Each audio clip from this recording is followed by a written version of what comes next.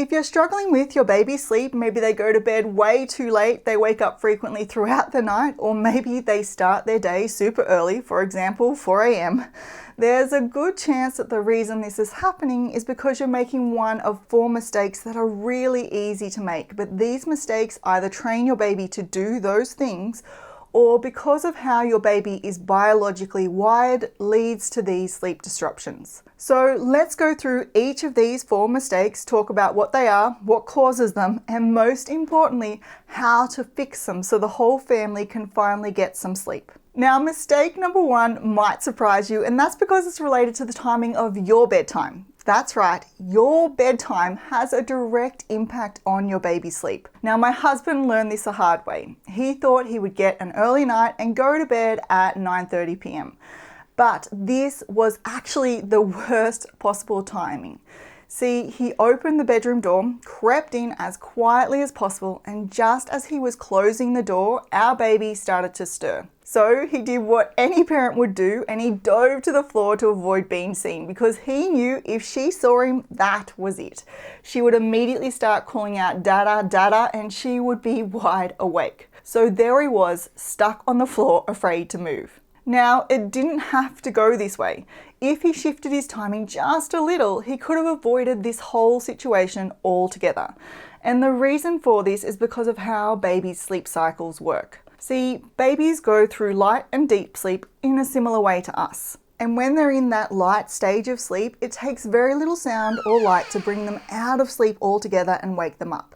However, when they're in that deep stage of sleep, they're much more difficult to wake up. So if you can time your bedtime, or whenever you enter your bedroom, assuming your little one is sleeping in there with you like ours did, when your baby is actually in that deep stage of sleep, you'll dramatically reduce your chances of waking them up when you go to bed. So how do you do that? Well, it's actually pretty easy.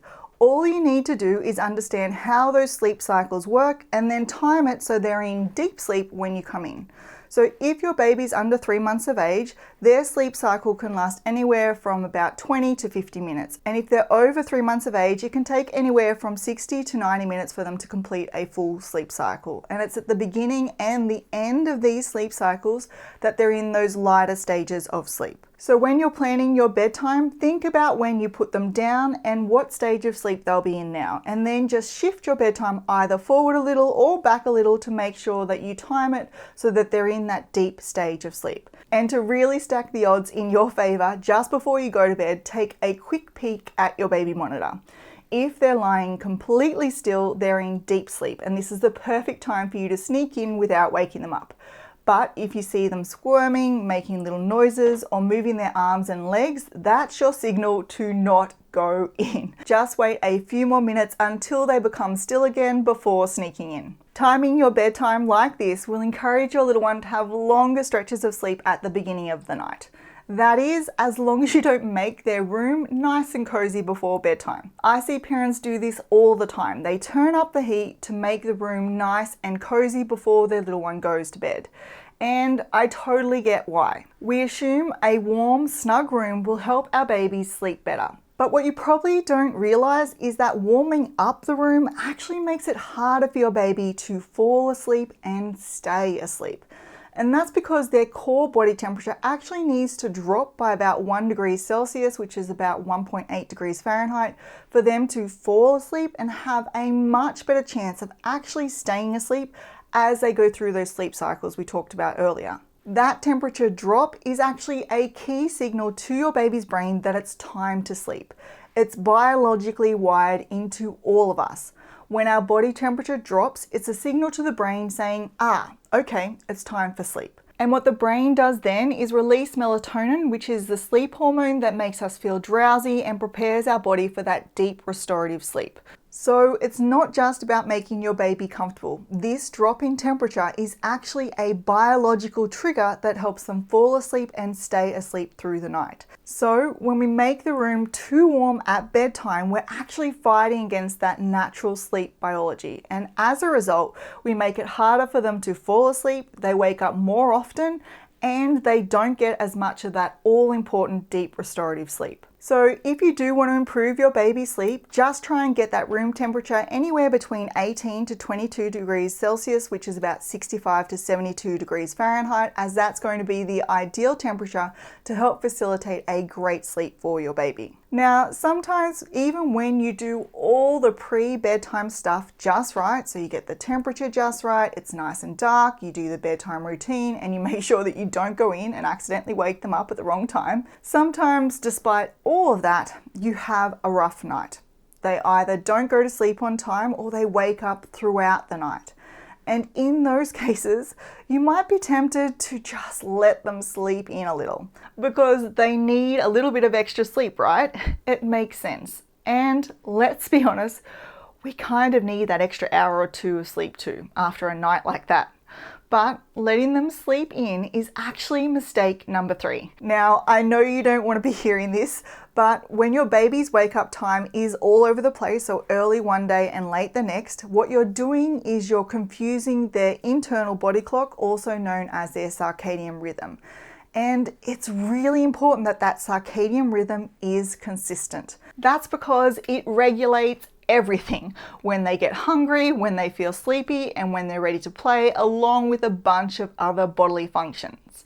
But here's the really interesting thing that you probably don't realize. Your baby's internal body clock isn't 24 hours, it's actually a bit longer. And that means it needs to be reset every single day. If this wake up time bounces around day to day, it means that you're not resetting that clock at a consistent time every day, and their little brain gets totally confused. It's like their body is constantly jet lagged, and this creates all sorts of problems. First of all, their naps get pushed back, which makes it harder to actually get them down for a nap, and they're usually shorter as well. Their sleep hormone melatonin doesn't kick in at the right time for bedtime, which means they're going to fight going to sleep because their body isn't physically ready yet. And those 5 a.m. wake-ups become even more common because their internal clock is running ahead. It's telling them, hey, it's 7 a.m., time to get up. So how do you make sure that you trigger that reset at the same time every day? All you need to do is wake them up at the same time every day and then expose them to light, ideally sunlight. This exposure to light signals to their brain that it's time to start the day and reset that circadian rhythm.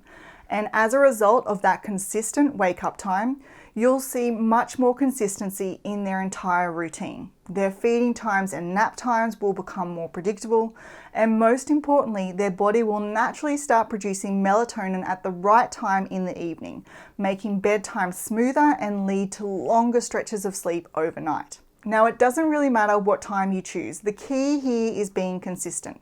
So pick a time that you can stick to and follow even on the weekends, and just keep it within a 30-minute window. So you don't have to be on the minute every day. And don't forget, as soon as they're up, open those curtains or step outside for a minute to get that natural light hitting their eyes, as that morning sunshine is the key to resetting their body clock for the day. Now, I know that that's not always possible depending on where you live or the season you're in.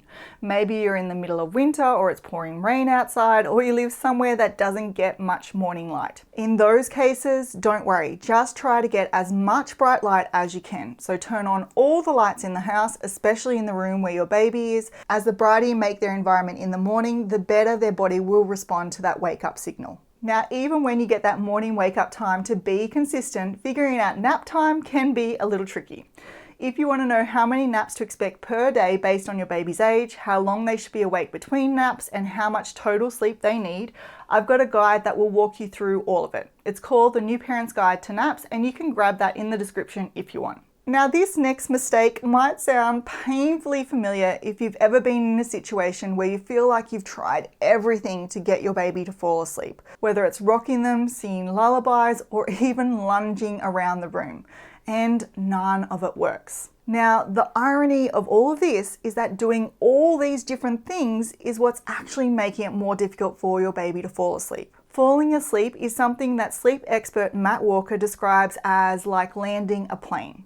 It's not something that happens instantly. You don't just drop out of the sky onto the runway. It takes time to gradually descend down into sleep, like a plane descending down over time until gently touching down on the runway. And babies, they need this runway even more than we do. You've probably heard that your baby's brain is like a sponge, taking in all that information all day. And that's true, it is. They're taking in all these movements, sounds, faces, absolutely everything. And that's why they can't go from being in a full-on awake alert state to sound asleep in just a few minutes. They need a transition period. We need to give their nervous system a consistent signal that says, okay, now we're winding down, it's time to get ready for sleep. And the way we do this is with a consistent bedtime routine. When you follow the same calming activities in the same order every night, you're helping your baby's brain and body prepare for sleep. So here's an example of what a bedtime routine might look like. You might start with a bath, then you might put on their pajamas, read them a book, sing them a song, and then lay them down to sleep. What happens when you start to do this consistently in the same order at the same time every night is their brain begins to recognize the pattern, and when this happens, their brain starts releasing those sleep hormones, making it easier for them to fall asleep. We can actually see this in research by Mindell and colleagues. They actually found that babies and toddlers with consistent bedtime routines were more likely to have an earlier bedtime, fall asleep faster, wake up less often during the night, and sleep for longer compared to those who didn't have a consistent bedtime routine. Honestly, following a bedtime routine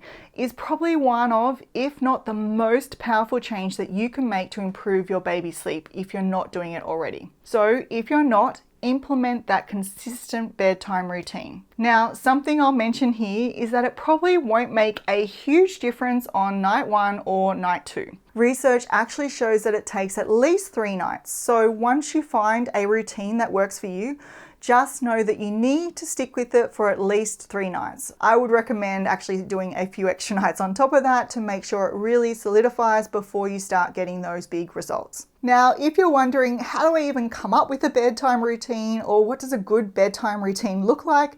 There is actually a lot to consider. It's a whole video in itself, which is why I've actually made a video on that right here. If you click it, you can go ahead and watch that one next.